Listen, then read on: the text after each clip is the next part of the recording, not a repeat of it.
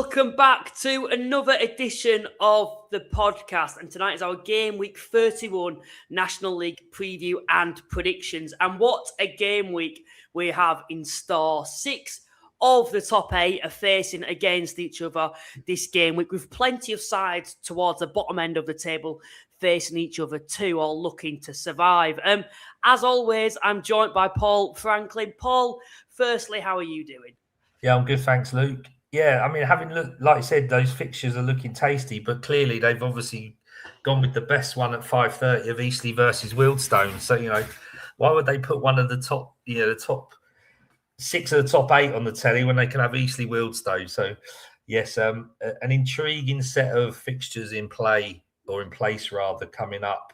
As you say, a few of the bottom team, Boston are playing Sutton, Brackley are playing Solihull, could they get points there? Morecambe, Truro. So it's a real top heavy, bottom heavy fixtures in terms of playing each other. So and a full, I believe, a full card as well. Everybody's playing for once. Yeah, weather permitting. If the weather's anywhere else like it is down here in Buckinghamshire, then I think we've had one dry afternoon for about 3 weeks. So hopefully they'll all get played. Yeah, the shame, and they're heading down to Aldershot at the weekend, and I was kind of looking at as that one to potentially go, because I haven't been probably to a full-on Southern game for quite some time to see Halifax, probably since the Braintree game earlier on in the season. So I'm looking at potentially Aldershot being one of those, and I've kind of put it off now because I just think going back from uni to then have to travel all the way down when there's a good chance the game might not be on. I've already been warned by Rob, of course, a friend of the podcast, that it's quite likely it might be postponed.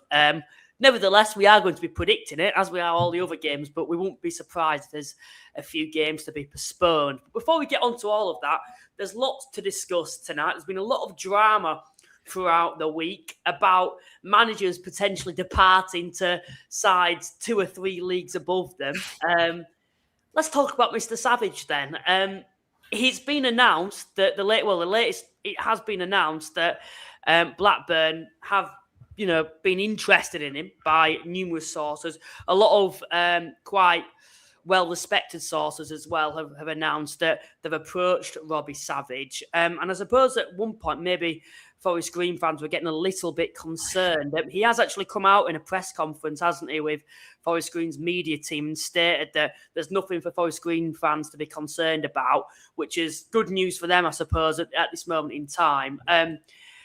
Yeah, I couldn't have seen it, to be honest, when the news came out. It was a little bit odd. Forest Green put a tweet out saying that we've accepted an approach for Blackburn to speak to Robbie Savage, and then they since deleted it. But of course, he has come out and just stated that, he's not looking to move anytime soon from Forest Green. But I felt overall, I don't know about you, but I didn't think he was ever leaving. I think he's always stated on this podcast that in the past he's had loads of opportunities to manage in the EFL. And he chose Forest Green because, he likes the projects there. Him and the owner get on very well. He always highly rates him, and he seems to be really settled there. I know people say he looks settled at Macclesfield, but I suppose, during the season, I couldn't have seen him leaving, to be honest. I don't think there was all in it for him at this stage. I think the common denominator here, Luke, is that he's played for that football team, and that football team need a manager, and he's in management. So there's always going to be a link there with any ex. I think that earlier in the week or beginning at the weekend they were talking about Mark Hughes from Carlisle, who's obviously been there before. So, there's always going to be speculation when a manager is in work or not in work, and they have a link to their former club for whether it been playing or managing previously, where we do see managers return after a period being away somewhere else. The link's going to be natural. Now, I think you alluded to it. We never thought Robbie Savage would leave Macclesfield.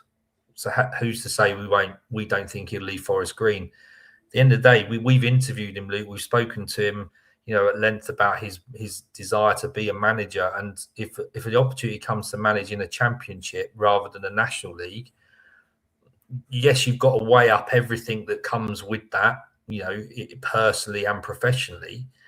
But if there's a position there that could take you into the Championship as a manager with a club that he clearly respects, and they I would imagine the fan base like him because of his history with them, then it would seem like a perfect fit. He's got plenty of enthusiasm for the role of as a manager. We've seen that on many interviews. He isn't everybody's cup of tea, and that's fair enough. But he puts himself out there. He's enthusiastic. He's done his groundwork. In terms of learning the ropes a little bit, and I don't think it'd be a far off shout if he does happen to go. And you're right. We know that he's alluded to his happiness at Forest Green, and it's a project and everything else, but there's never really any loyalty in football, if that makes sense. And I think they might. The only thing I disagree on, I think at this stage of the season, like in the summer, potentially, I could have seen it if Blackburn were looking for a manager. But I just think at this stage of the season, into February now, Forest Green are well within a chance of getting in the playoffs this season. It'll be a massive shock if they don't finish inside the top 7 now. Even when he left Macclesfield, he did it in the summer, didn't he? So for me, I don't think at this stage he would. I know it's a massive jump to the Championship, but I genuinely think, like a lot of ex-professionals, I think it says a lot when they're starting so low down the pyramid. I think, Robbie Savage, I think when he first wanted to go into management, I reckon he could have probably have got a Championship or League One job. We've seen many people, ex-professionals being able to do that. So I think there's clearly a reason that he wanted to go down the pyramid. Of course, they were the projects at Macclesfield. He's since moved on from that. He's now at Forest Green, and he just seemed very settled there. And I just think at this stage of the season, when Forest Green are in with a good chance of getting promoted this season, I don't think he'd come off looking very good, to be honest, if he left at this stage, in my opinion, overall. And you're right, and that's part of that consideration professionally, in terms of what he could achieve with Forest Green to what he's going into at Blackburn. But at the same time, Luke, opportunities like this don't always come up on a regular basis. And it may be that it fits a lot, both professionally and personally, because, if you wait till the summer, that job goes, and then you wait until the summer, you think, actually, I could get, if things, they don't get promoted with Forest Green and all that type of stuff. He could be out of work. I think you've got to take the opportunity when they arise. And at this stage, we have no idea that it's any more than speculation that's in the media that he's potentially going to talk to them.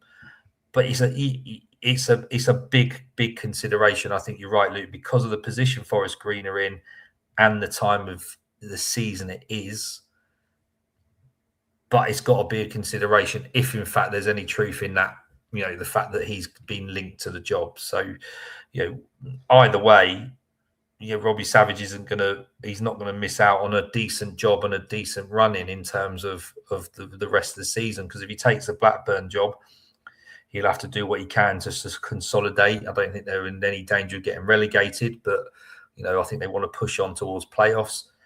With Forest Green, like you said, they're very unlikely to drop out of the playoffs and have to give that a good push. So, he's wherever he ends up, if he does end up at Blackburn or Forest Green, he's still got a good season to sort of prove himself.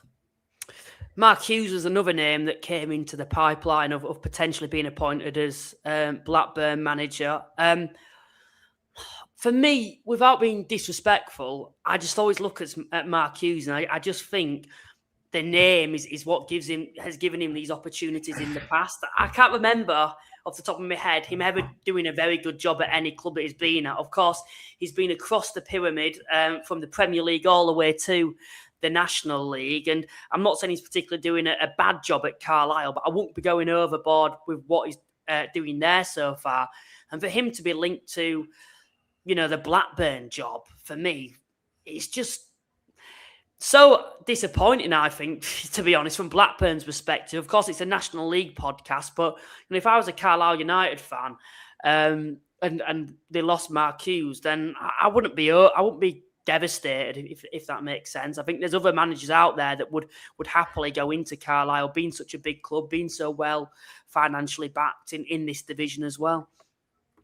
Yeah, you're right, and he's been manager at Blackburn previously in the early 2000s. I just had a quick look on on the internet, Luke. He's won 2 Premier League Manager of the Month awards as a manager, but nothing really else on the honours list. Clearly, as a player, very, very well sort of respected and won an awful lot with, basically, in Manchester and out in Spain, and played and captained Wales and obviously managed Wales. So he's got pedigree of places he has managed and the levels he managed. But I think you're right.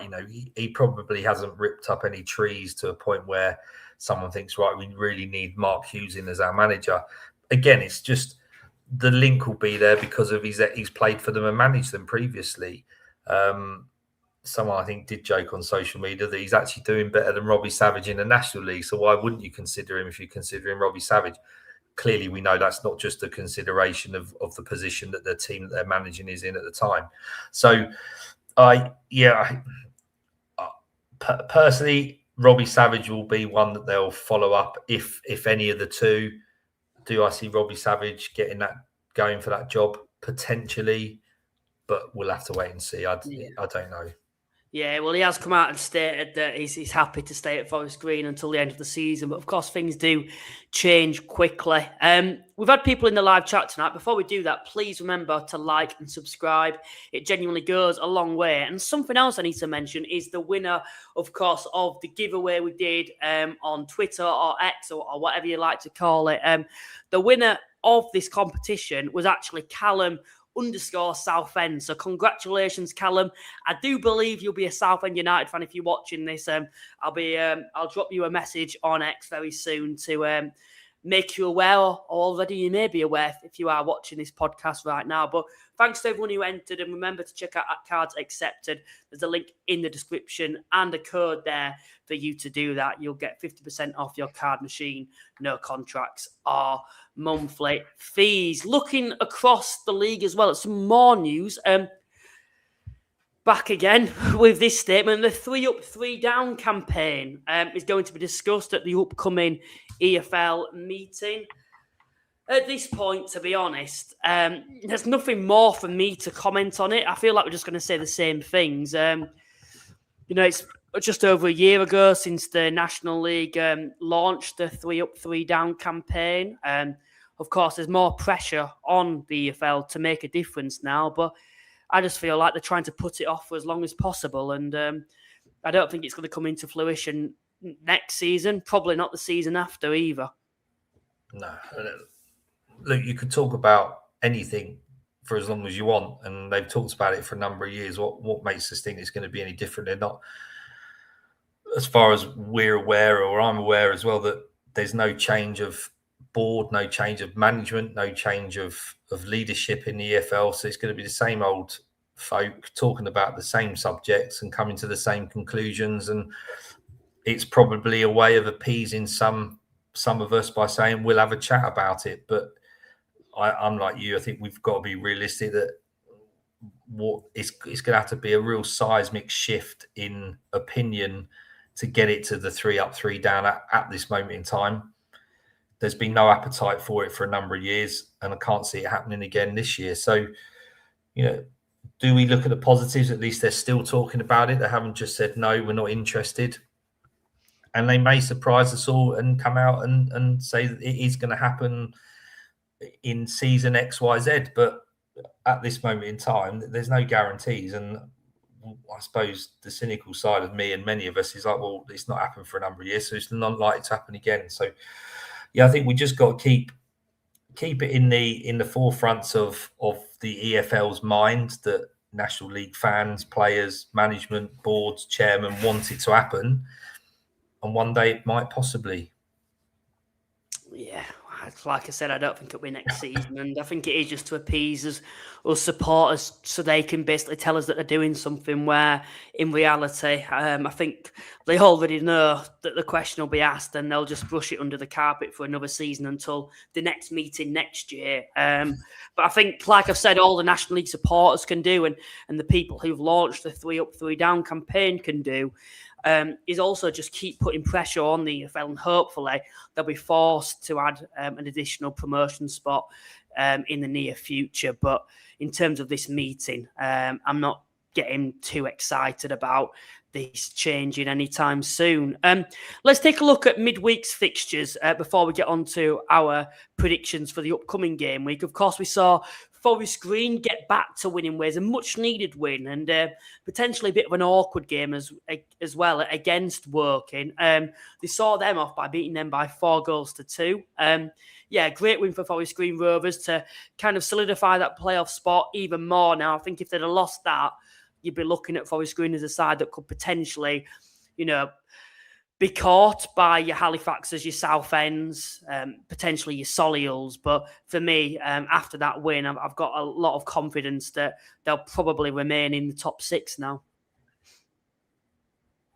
Yeah, off the back of a really poor performance against Wealdstone and the FA Trophy at the weekend, which obviously Robbie Savages wasn't too pleased about. Wealdstone played very well and fully deserved the result, but they needed to respond. They haven't been doing massively brilliantly in the league as it was, as we alluded to last week, Luke. So, to be 1-0 down and 2-1 down to come back and win 4-2 shows a lot of character, but also probably shows the amount of quality they've got. And they've gone out and bought another player today. So, the board are backing Robbie Savage and hoping that, a mix up of the squad and getting a few new bodies in is going to help them in that long term.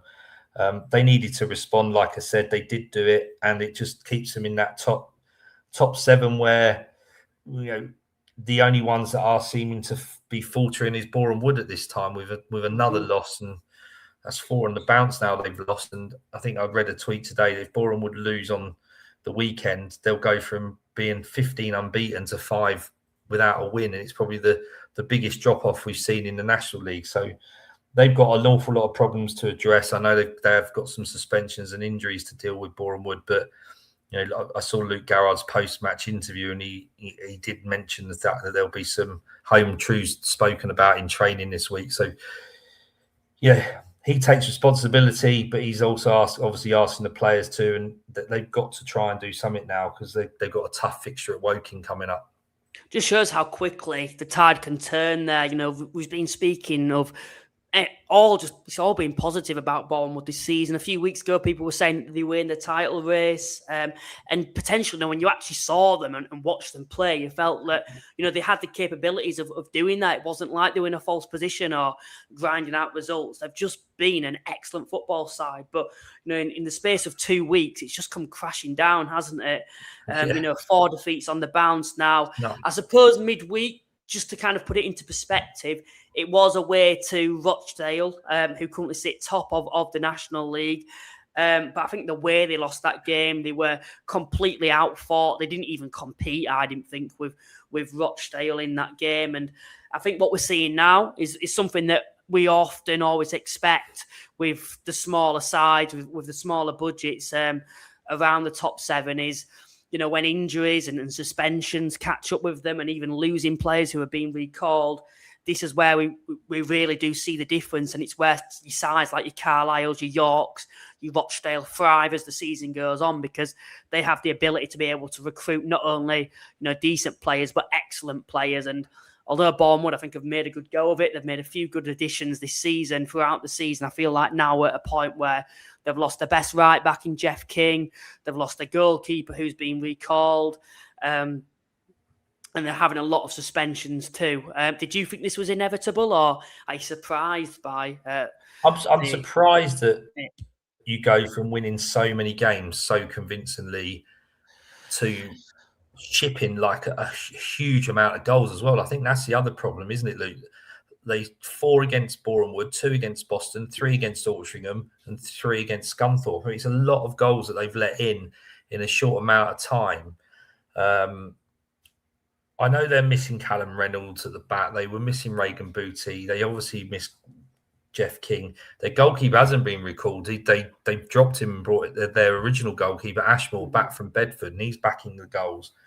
So they obviously didn't feel confident with a young lad from Chelsea, Ted Curdy. Yeah. I'm on about the previous one. He was at West Ham. Oh, sorry, yeah. Yeah. Yeah, you're right. The lad from West Ham was doing a really good job, wasn't he? And that yes, they had to bring Ashmore back, then loaned him back out and brought Ted Curd in, who, Ted Curd is very highly rated at Chelsea and did a massively impressive job at Hampton and Richmond Borough in the National League South, I think, last season. So, but clearly he's been affected by letting the goals in. He's only a young lad, and it's a real tough position to be in as a goalkeeper. Goalkeepers and strikers coming on loan, if you don't make a really good first impression, or you start to have bad games, it can be really affect you as a player, because it's a position that you haven't got anything that sort of is forgiving. If you let a goal in, you let a goal. If you don't score goals, it's highlighted. So yeah, Boreham would have got some real challenges ahead of them to try and stay in there. They've fortunately got that bit of that buffer, Luke, haven't they, in terms of their very good early season form.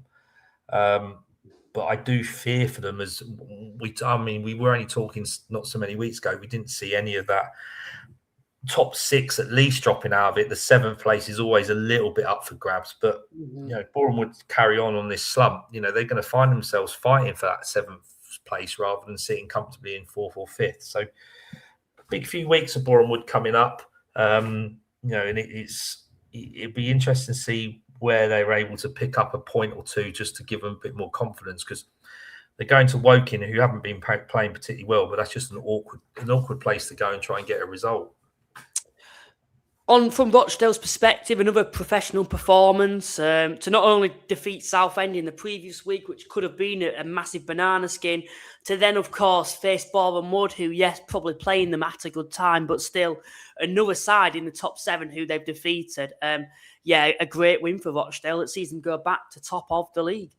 Yeah, brilliant. And, I know I got pelters, didn't I, to say they finished fourth, because I just at the time they weren't playing at home. I know it was only for a couple of games, but they've just not doing what I thought they may do and succumb to the Saturday, Tuesday fixture pile up, and the fact of who they were playing in that sort of that 6 or 7 games that we spoke about. But to get a last minute winner away at Solihull, who were on good form, to get that last minute winner against Southend, who we know are a tough team in that top 7, to then go and dispatch Boreham Wood really quite easily to make it 5 wins in a row. It's showing proper championship form, and they're going to be on a real high. They've got a tough game against Carlisle at home on the weekend, and at some point in that sort of where they were playing 5 of the top 7 in 7 games, you'd have thought at one point they're going to drop a point or two, and they're proving that they're not at this time. So, are they in the box seat? I would probably suggest that they are. We've all sort of said York are a very good football team, and we know that.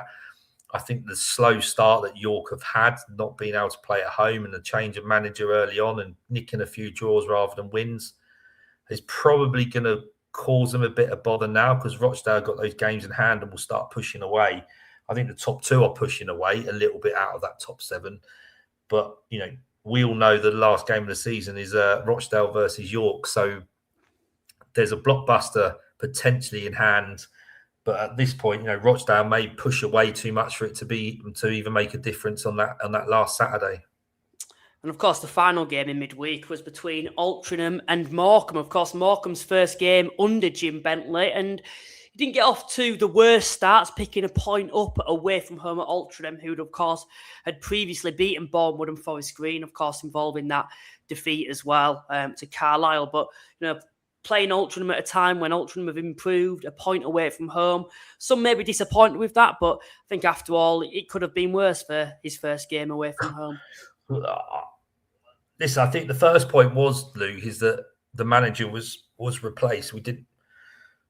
I don't think we as National League observers and fans saw that happening. So I seriously don't think Morecambe fans saw it happening. So, they're going to be happy that has happened to give themselves a fighting chance.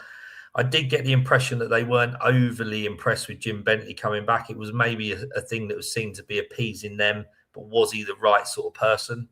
He stated in a press conference that he'll stay till 10 o'clock every night to make sure they stay in the league. He's got that passion and desire for that club. So I think any Morecambe fan going away to Altrincham would have taken a draw at that time. So, something to build on. I think they're still struggling down there just to get a foothold of sort of catching Sutton. They're still 6 points behind with a game play the game more than Sutton. I know Braintree, if they play the game less than Braintree. So there's still a little bit of a difference away from getting out of that bottom four. But it's a small crumb of comfort. They've got a new manager. It is something to build on.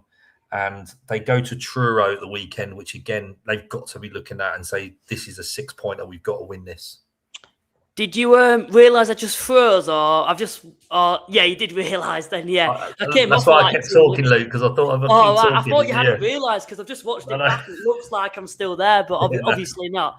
No, blame the blooming university Wi-Fi for that once again. But no, we'll come to the live chat anyway and see what everyone's been saying most recently. Of course, our friend from Bratislava, of course, a Southend fan, is in the chat tonight. Said, evening, guys from Bratislava, flying over tomorrow, but not going to Scunthorpe, being a match ball sponsor, FC United. Oh, that's not far from me, to be fair, on Saturday, but making a trip to Aldershot on Wednesday. Cheers for tuning in. It's good to see you back in the streams. Also, have Ben with us, who said, enjoy my trip in pre-season to FC United of Manchester. Bailey, of course, who's a Tamworth fan, I said, hi, Luke, I'm a Tamworth fan. I actually think we could go down. Hate to say it. We just ain't scoring at the minute. I'm pretty confident Tamworth will survive. I think they've got enough. I think they grind out enough results for me to go on to survive this season, in my opinion. I think under the manager as well. Yeah. The other thing to consider, Luke, is where you see Tamworth are sat in that mid-table along with Wealdstone, and I have a similar thing around, Stones could easily be dragged into. What you'll find at the moment is that teams below there there's none of them are making a charge up the table to sort of close the gap, like we maybe have had a Boston in the last season. So everyone underneath is still picking up points, taking points of each other slowly, rather than one sort of going on a really good run, which when you look at that just then almost keeps you in that position with other teams even playing. And Tamworth have got a couple of games in hand over teams below them there. They got 2 over Boston, 1 over Eastleigh, 2 over Altrincham. So I think they'll be fine. Scoring goals is always a challenge at any league, especially in the National League. And you can set up not to lose games and hope you nick a point. But if you can't score and you then do let one in, you're banging trouble. So I get what he's saying, and I can see why he's nervous, because there's a lot of teams that will be feeling the same, because budgets and size of clubs means that you don't necessarily have that 20-goal a season striker to lean on. Got James with us as well tonight. He said, how's it going, lads? Hope you're keeping well there. I would bob in for the first time this season. Welcome to the live stream, James. I think based on comments, you do watch us. It's just afterwards. But no, thank you for tuning in. We do appreciate that. And we're probably at a point where we can actually get on to the predictions. We'll get the scores up from last game week. Everyone's got to bear in mind there was only 6 National League games, I think, that took place last game week. I got one exact result that I'm absolutely buzzing with, but apart from that, it went downhill after that, and it wasn't the finest game week for you either, Paul. Of course, no, it wasn't. It says 4 points; it should be 3. I need to change that, and of course, 1 point for yourself. Yeah, it was a very poor. How you managed to predict that Boston will beat Boreham Wood, that was a good effort. To be fair, you deserve the 3 points on that one. So and I think I got one where I predicted it would be a draw, but I didn't get the right result. So, yeah, a poor game week for us all. We've got a lot of points to play for this week, Luke, because it's a full card, isn't it? So we'll see how we get on with that one. Yeah, I think for myself, the one that I was buzzing with, to be fair, I wish I'd have put a bet on it. Boreham Wood versus Boston. I backed Boston to go away and defeat Boreham Wood, but apart from that, all the predictions didn't particularly go well. No. For those who want to play along, this is how you do so, and we will see you in a second to predict Game Week 31.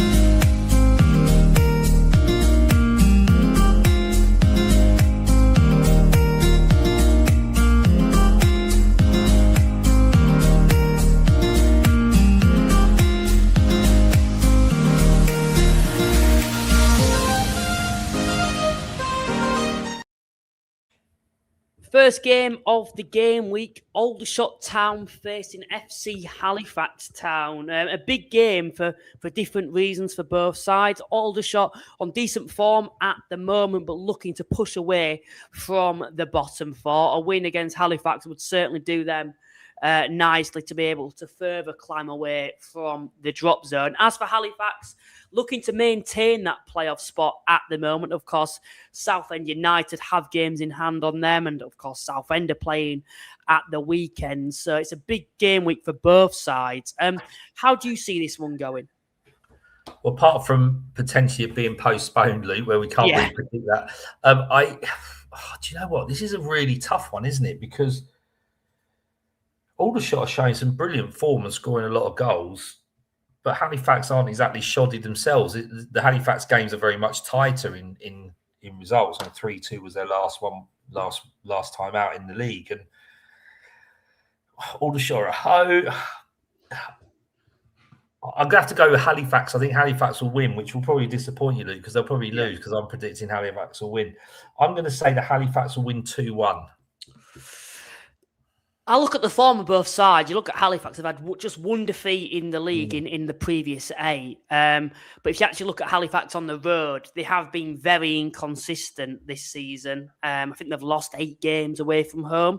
And as for Aldershot, if we look at them, probably not being the best overall at home this season. But if we look at the previous few games for them, they've won 5 of the last 7, and they've scored 20 goals in that time too. So I don't particularly think Halifax are playing Aldershot a good time, and Aldershot are desperate to climb away from the drop zone. I think it'll have a lot of goals. Halifax seem to score a lot more than what they previously have in previous seasons. Of course, Josh Hamami could potentially be back for this game with all the rumours surrounding him leaving. January is over now. So he could potentially be back in the side. We're scoring a lot of goals at the moment. I'm going to go for a 2-2 draw for this one, which I don't think would be the end of the world for Halifax or Aldershot either. But I just think playing Aldershot at quite a bad time from a Halifax fans' perspective. We'll move on to the next game that we're going to take a look at, and it's going to be Altrincham versus Yeovil. Altrincham looking to further climb away from the drop zone and not be involved in a relegation battle. Probably the same with Yeovil too, a side who could be dragged into it. I'm back in Altrincham. I think they look a lot better in previous weeks, particularly at home. I think even against Carlisle, it was poor defending that cost them on the day. I think over the 90 minutes, they weren't that bad against them. And I think apart from that result, I've seen a major improvement in them. I'm going to back them to win 2-1 for this one. How do you see it going? Yeah, I've gone with 2-0 to Alty. Out of all the games, this is one where I don't think it's going to affect either team going up or down. Potentially they might get sucked into it, but I can't see either of them 2 teams doing that. Altrincham, I think, will only get better. Neil Gibson has come in. He's managed to sort of have a few weeks now. He's turned his squad over in the last month, and he's had 6 or 7 in and 6 and 7 out. So you'd like to think that they're only going to get better and sort of play under the sort of style that he plays and implement what he's got there now that he's got some of his own players in, and that's going to help them. Yeovil are very much one of those sides that are just they're there now in the league, still in the FA Trophy, so they've got a quarter final of the FA Trophy to worry about at the end of March. That's going to probably be their focus as long as they don't end up slipping down the table, which I'm not sure they'll do. But I'm with you, Luke. I think Altrincham are going to prevail on this one and win 2-0. Moving on to the next fixture, Boston versus Sutton. This is a little bit of a 6-pointer towards the bottom of the table. Boston, of course, under new manager Paul Hurst so far, 4 points in their opening 3 games against sides currently all in the top 8. Most recently going away to Boreham and winning there. I'm actually going to back them for this game. And I know they're playing against the Sutton side that were unbeaten in 3, but I think if you look at those fixtures, particularly the Brackley game, they may be a little bit disappointed, Sutton, that they haven't picked up more points. And under Paul Hurst, he's a manager that I highly rate, as I often remind people of. But being at home, I'm pretty confident Boston will win this game 2-1. How do you see it going?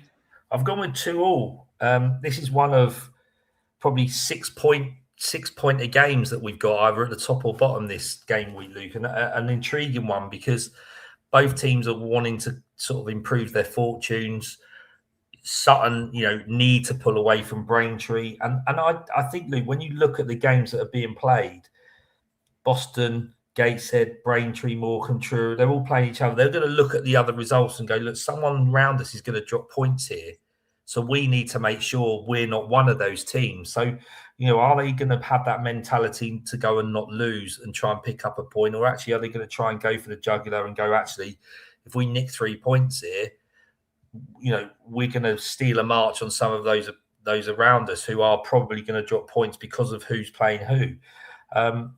Boston got a great win for them under Paul Hurst against Boreham Wood. We've spoke about Boreham Wood's fortunes and, not obviously in a wretched run of form, but you can only beat who's in front of you. And to go and beat Boreham Wood quite convincingly 3-1 is not going to do them any harm in terms of how they are.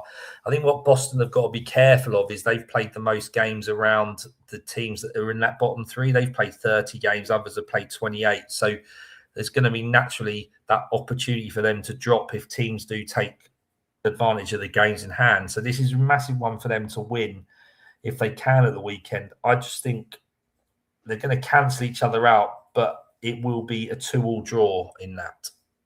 I think when you look at Sutton, they've got such a big squad at the moment, and they're still bringing in players. We've seen Jermaine Francis, of course, go in there, which I think is a great bit of business for them. I don't think he particularly was able to shine in the Hartlepool side because of the way Hartlepool play. And I think under Sutton's manager and the way Sutton like to go about the business, I feel like, he will fit into that system perfectly. But no, I'm going to back Boston for this game. And the other thing that Boston and Sutton need to look at is Sutton have drawn 10 of their 28 and Boston have drawn 9 of their 30, which is the most out of that bottom half of the table. They need to maybe convert some of those draws into wins, and they wouldn't be in the position they're in. So they've got to start looking at that as the next step. We're getting draws now. Can we get wins? Easier said than done, but that's probably going to help them. So, and there's me predicting a draw. So they'll both get another draw at the weekend. Next fixture is a bit of a derby, I suppose, a bit of a Midlands derby. It's Brackley Town versus Solihull Moors. Brackley looking like a side that's capable of surviving this season, sitting 14th in the league table. It's the hope form that's doing it for them, I feel, overall this season. They've conceded just 14 goals at home in 14 games. As for Solihull Moors, been a little bit unlucky, I think, in previous weeks. If you look at the 3 previous fixtures, of course, a win against Morecambe, but they competed very well with Rochdale and York. I think on another day, particularly in the Rochdale game, they could have got something out of that. Brackley away from home, I've mentioned that Brackley are really strong at home, really hard to break down. But I feel like Solihull are due a little bit of luck when you look at the previous few games, and I think they may be able to grind a result out here. I'm going to go for a 1-0 Solihull Moors win. How do you see it going? Yeah, I can't see much beyond Solihull at this stage. I've gone with a 3-1 win. They're vastly improved under Chris Millington. I know he's sort of bemoaned the fact they gave a penalty away at York last week, and he's probably a little bit frustrated with that because they hung him with York for a long time and ended up ultimately not winning the game. And that's no disgrace. They're playing York, but previous to that, I think if they can just be that little bit more consistent, they're not far off sort of knocking on the playoff door, and that's got to be a bit of a nugget for them to sort of look for, Luke. So I think they're going to be too strong for Brackley, and you're quite right. They're very miserly, Brackley, especially at home in conceding goals. But I just think the quality Solihull have got and the relatively good form that they're showing, even if they're losing, because they've only lost in the last minute to Rochdale. They've lost, but you sort of competing with York. That's got to be, they're probably performing well. And against teams where they're expected to win, like Brackley, that performance will give them the win. So I've gone with Solihull 3, Brackley 1. Next fixture that we're going to take a look at, Gateshead versus Braintree. This is a huge 6-pointer towards the bottom. I think both sides are currently sitting in the bottom 4. Braintree previously, of course, got a big win against Eastleigh. As for Gateshead, they've not actually played in the league since the 20th of January, which I don't think is a bad thing, to be honest. With a new manager coming in, a lot of new players. I think they made 9 additions overall since Rob Elliott's come in. And I suppose, based on the first couple of games, we saw major signs of improvements within the squad. Playing against the Hartlepool side that just had a takeover. Prior to that, playing against Rochdale, who are high-flying at the moment. They're probably not the easiest of fixtures for a new manager.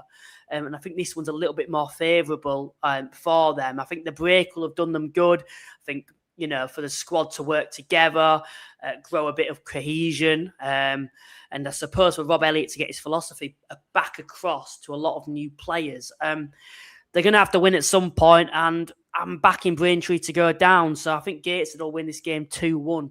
How do you see it going? Yeah, I've gone 2-0 for Gateshead. Listen, the huge carrot for Gateshead is if they win, they'll get 22 points. They close the gap to 6 points on Braintree and Sutton, and they've got 2 games in hand over Braintree. So they're going to start looking at that's the next set. They've also got to look at that. And like I said before, Luke, the other game down there, Morecambe versus Truro, who we'll probably talk about next. One of them is going to drop points. So all of a sudden, Gateshead get a win. They're either going to be on the same number of points as Morecambe, depending on the results, or they could be ahead of Truro. They'll close on Braintree. And with the fact they've got Rob Elliott in, they've changed up their squad a little bit. They've brought some really good-looking players in, some players that are familiar with the club, which is always helpful at this stage. And they know what it means to the supporters and everything else. So they'll be putting a shift in for the club. So, like you said, Luke, I think Gateshead's fortunes have to change at some point. The worrying thing is when you look at it, they've let 65 goals in. Not even Morecambe have let 65 goals in. And we all talk about Morecambe being open and not very defensively mindful. Well, Morecambe have played 2 more games, funny enough, than Gateshead have now, considering they started the season later, and they've let 4 less goals in. So, I think Gateshead at this stage have got to start worrying about not shipping goals and building from that. Make yourself hard to beat, and then once you make yourself hard to beat, you can then start putting the quality in the offensive areas to try and then start winning games. Because we know Gateshead, the way they play, especially under the likes of Rob Elliott, is they play a really good brand of football, probably one of the best in the league, very front-footed, but they've got to make sure that they are hard to beat and they can pick up points. And I think they'll be grateful that they're playing Braintree at the weekend after a bit of a break. If the game's on, I know they struggle with a bit of water on their pitch as well. Knowing that Morecambe are playing Truro as well, so a huge sort of incentive for them to try and close that bottom 4 right up. Yeah, they're currently on a 15-game losing streak, Gates. So the last time they actually won a game was in the FA Cup versus Braintree. And when I look at this game, I think this is do or die for them. I think if they lose this, then I can't see them surviving at all. I'm still not very confident, but I think under Rob Elliott now, with a lot of new players coming in, there's got to be that bit of optimism there. I think the fan base have got to get behind him, and I suppose kind of this new type of squad for this final third of the season. If you look at Gateshead's next 5 fixtures, 4 of the next 5 fixtures are against sides currently, in the bottom 7, I believe, overall. The likes of Brackley, Boston, Braintree, who we've mentioned, who they've got to play. Maybe not Brackley, but Truro. So, yeah, this is a big game, and I think they've got to win. It's a must-win game for me to end this losing streak. Moving on to the next fixture that we're going to look at, and I believe it is Morecambe versus Truro. Another big 6 points. I think for Truro, it's do or die for them. I'm fairly confident that they will probably go down now without being disrespectful to them. I can't see them finding, this rhythm to go on a run that's needed for them to survive now. You look at Gateshead, you look at Morecambe, changes in managers, new players coming in for both sides. There's the potential to go on a good run there, where Truro, I just think potentially coming into this league has come a little bit too early for them. And they're playing against a Morecambe side at a bad time, in my opinion, with Jim Bentley's first home game as Morecambe manager. I can see Morecambe putting a little bit of a show for this one. I'm going to go for a 3-0 Morecambe win. I think it's the perfect home game for Jim Bentley to get his Morecambe career at home off to a good start. So I'm going 3-0 to Morecambe. How do you see it going? I agree with those feelings entirely. That was my thought process when I looked at this.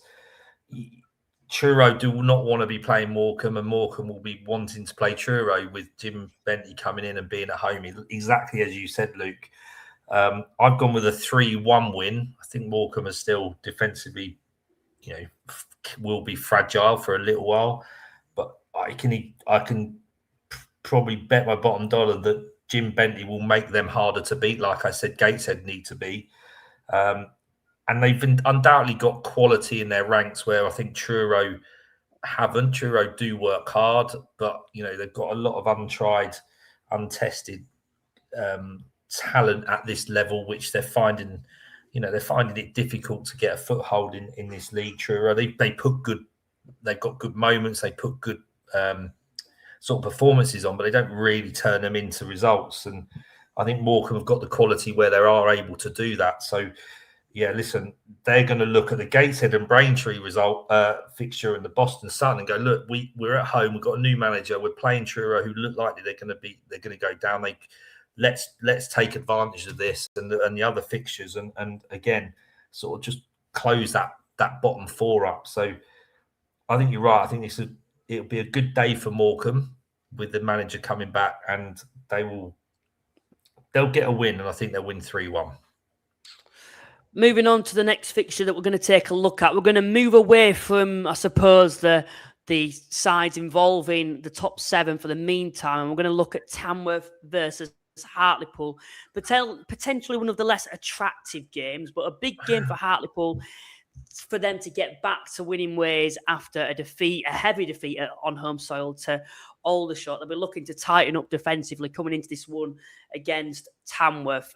We've had a Tamworth fan mention that they struggle to score goals. Hartlepool, although they've got the likes of Alex Reid in the ranks, throughout the season, they've not been the highest scorers either. And if we look at the previous few games between both sides, they've been fairly low scoring too. The previous 3 games, in fact, have all been draws in 90 minutes. And I can see another draw coming here. I'm going to go for a 1-1 draw.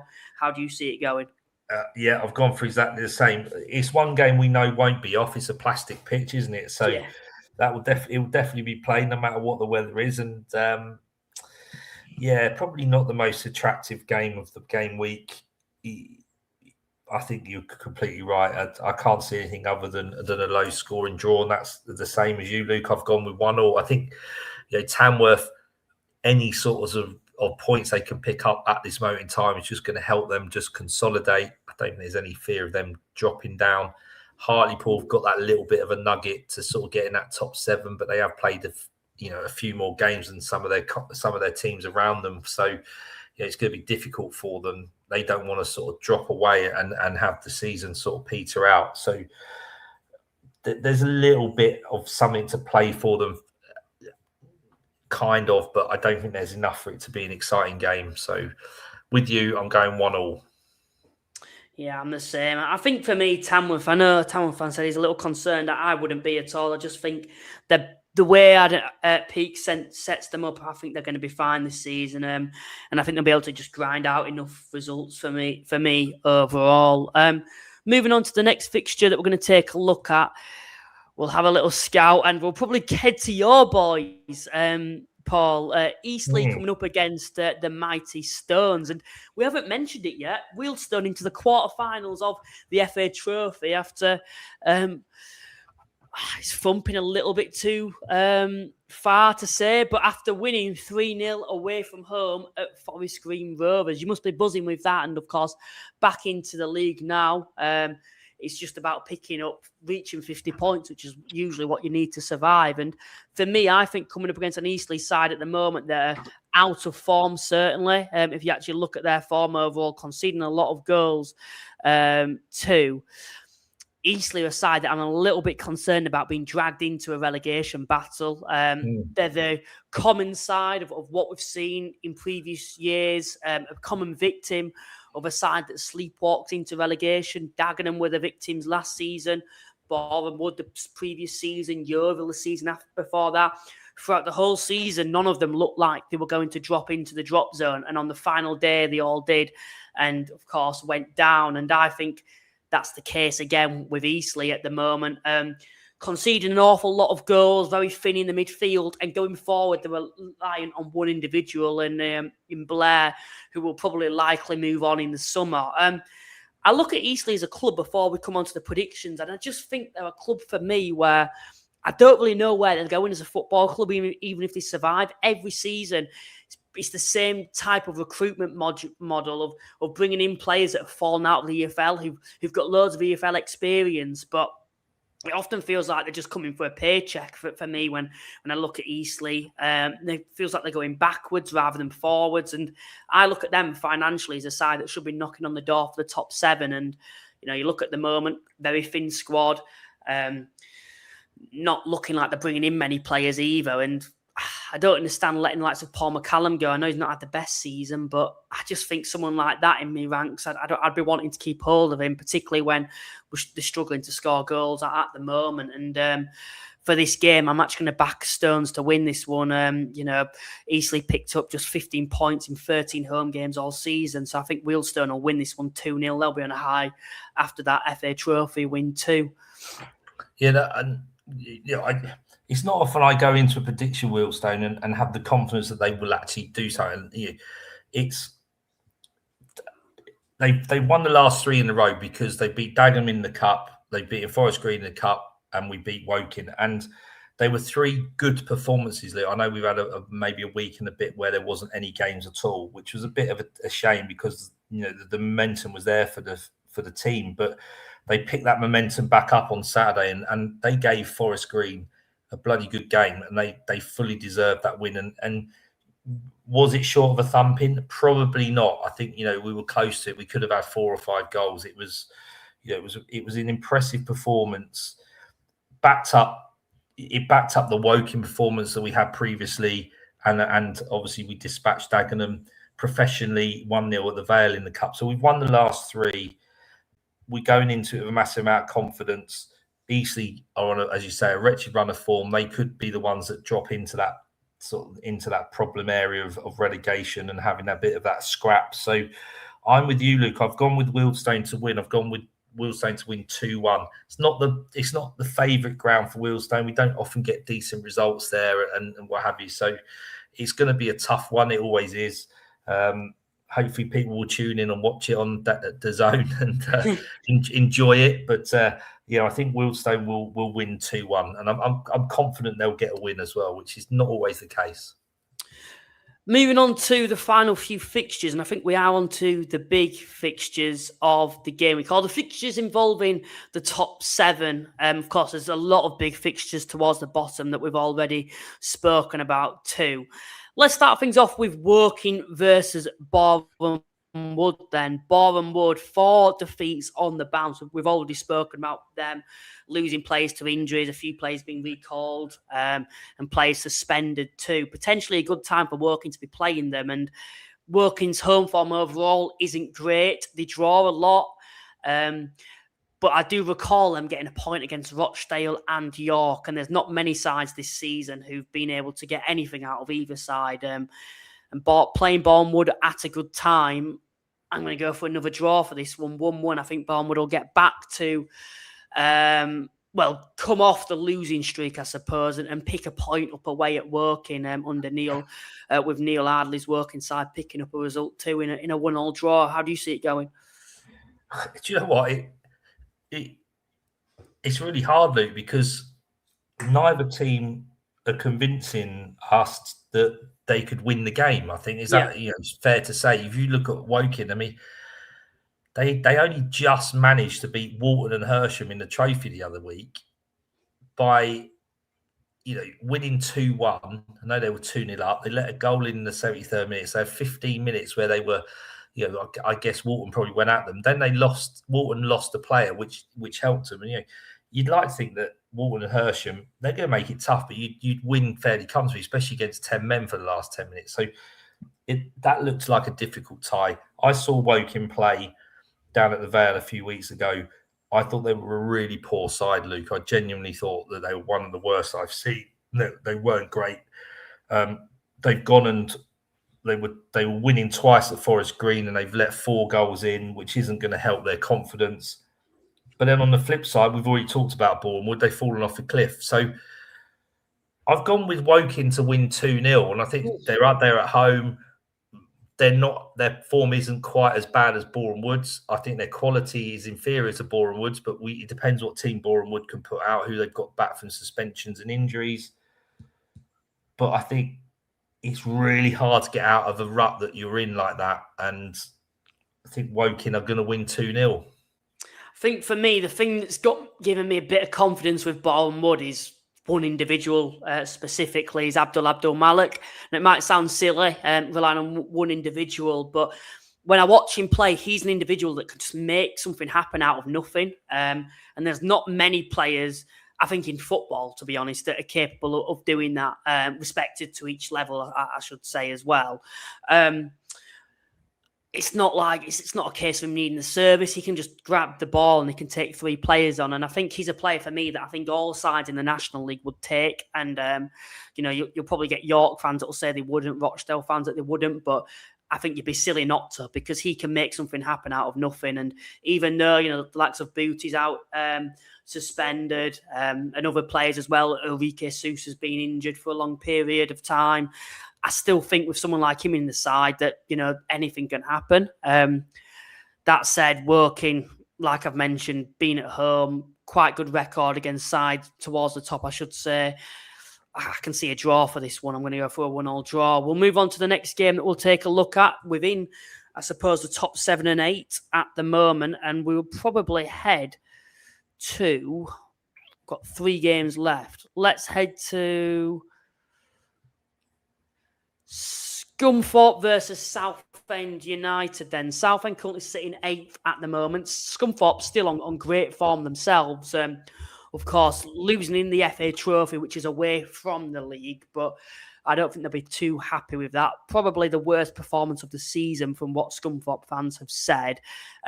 Be interesting to see the reaction to that on Saturday.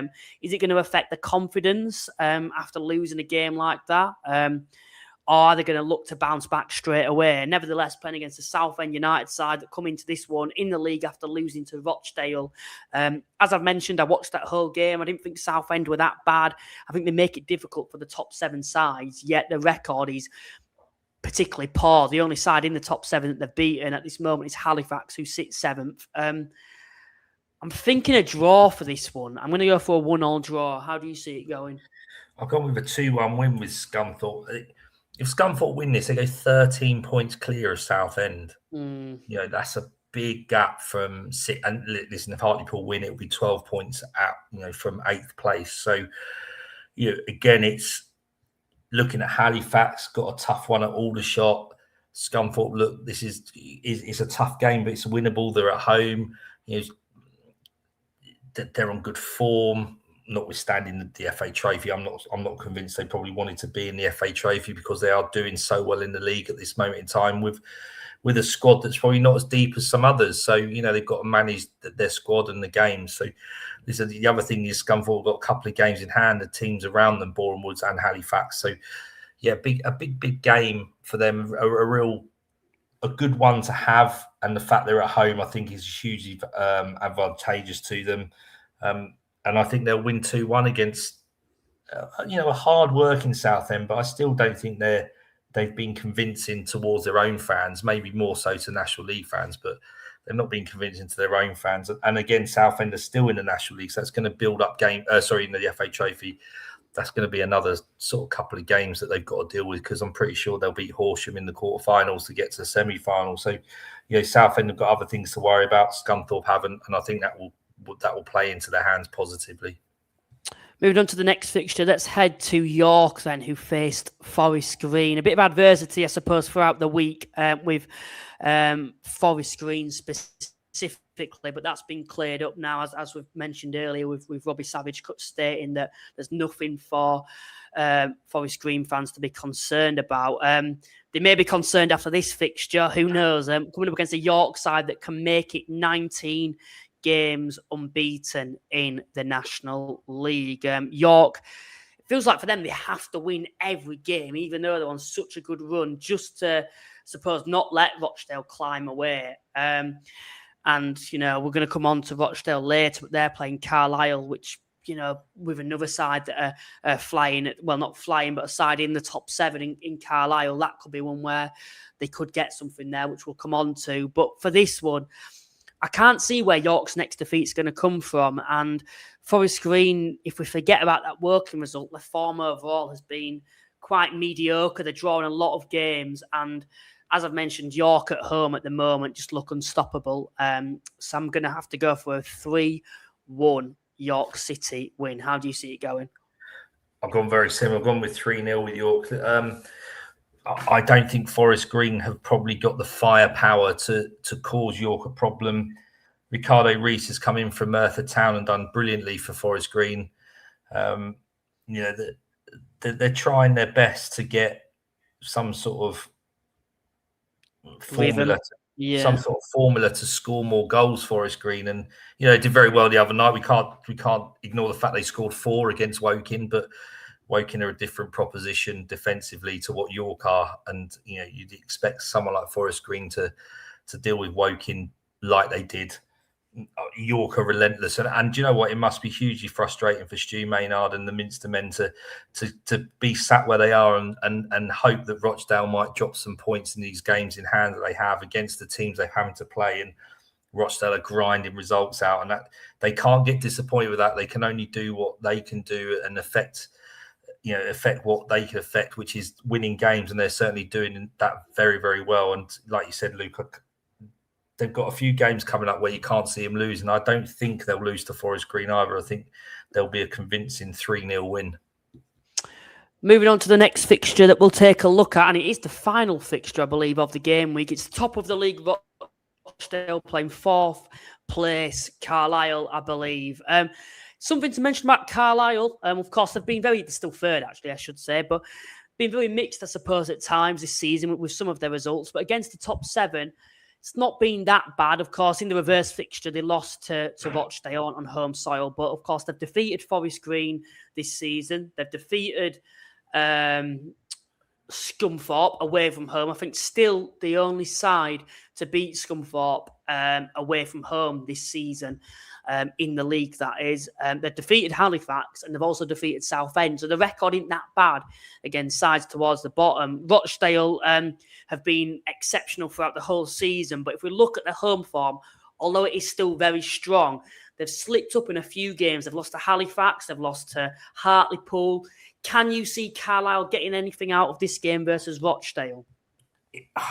This is going to be a good game, right? It's going to be a good game. I think a lot of people just look at it and go, "Oh yeah, Rochdale will win." I don't think they will. I'm going to come on to my prediction, but I can't see them steamrolling Carlisle like. Oh no, not at all. I don't think it'll be a steamroll whatsoever. I've gone with 3-2 to Rochdale. You know, they've got quality. We've seen that, Luke. They grind results out. They play till the very, very end. I think that's Carlisle have got to be mindful of that. Rochdale will have an awful lot of confidence that they've won 5 in a row. They're playing at home. They're top of the league. They've got a new pitch. You know, they've got so much to grab onto. But Carlisle have still got to keep winning and getting results. One, because Mark Hughes feels like he's under a little bit of pressure. But ultimately, they got to try and finish as high up the league as they can to help their playoff, chances, having home ties and everything else that come with being as high up the playoffs as you can. Because realistically, we don't see Carlisle winning the game, right? So they're winning the league, so they're going to be wanting to get in that playoffs positions where they can get home advantage. So this should be a really good football match, and I think it will be close. But Rochdale will win 3-2. I think this will be a bit of a cracker, to be honest. If the Halifax game's called off, I think I'm going to tune into this one overall. Got a funny feeling that Carlisle will pick up a result here. I don't think they'll win.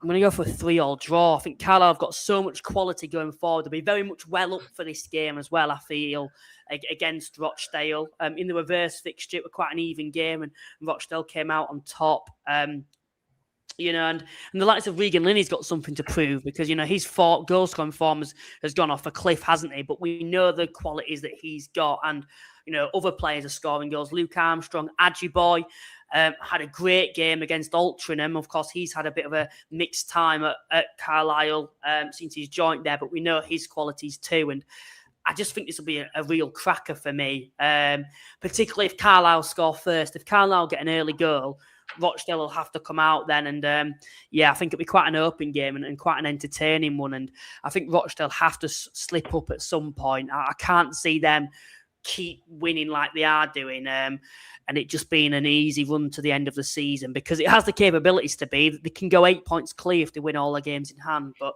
I can't see them doing that. I think we know this league too well now, Paul, that if they are going to go on to win the league, I think it'd go down to the final day somehow. I just think it's kind of written in the stars, and I see this as a game where they could potentially, I wouldn't say slip up, but drop points. I'm going to go for a 3-3 draw. I think it'll be a bit of a cracker, which may go out of the window when you look at how good Rochdale are defensively. But I think in a game like this, you kind of got to forget about that. But no, Paul, I think that more or less wraps up the predictions. Thanks for joining me once again to do these.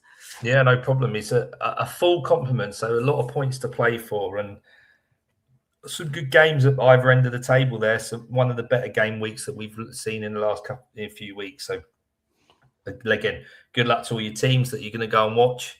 Hope you have a good day out and hope your team puts a performance in and you get the results that you want. And be interested to see what that league looks like at 5 o'clock on Saturday afternoon. But obviously, Eastleigh, Wealdstone aren't going to really affect the table either end. So be interested to see what it's like at 5 o'clock with many of these 6-pointers sort of being played and potentially a couple of postponements. So, good game week. Looking forward to it.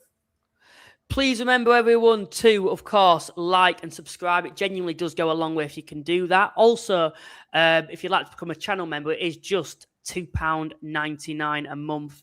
You'll get early access to interviews that we'll do in the future. Just on topic of subscribing as well, we're looking to try get to 3,000 subscribers by the end of the season. There's a large percentage of you guys that aren't.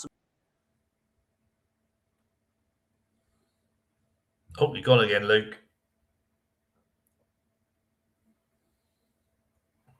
Where's it gone? I'm back anyway. Just to finally say, I cut out once again there, but who watched the videos anyway, if anyone got that. So please remember to like and subscribe, and we will see you next game week. Paul, as always, thanks for joining me.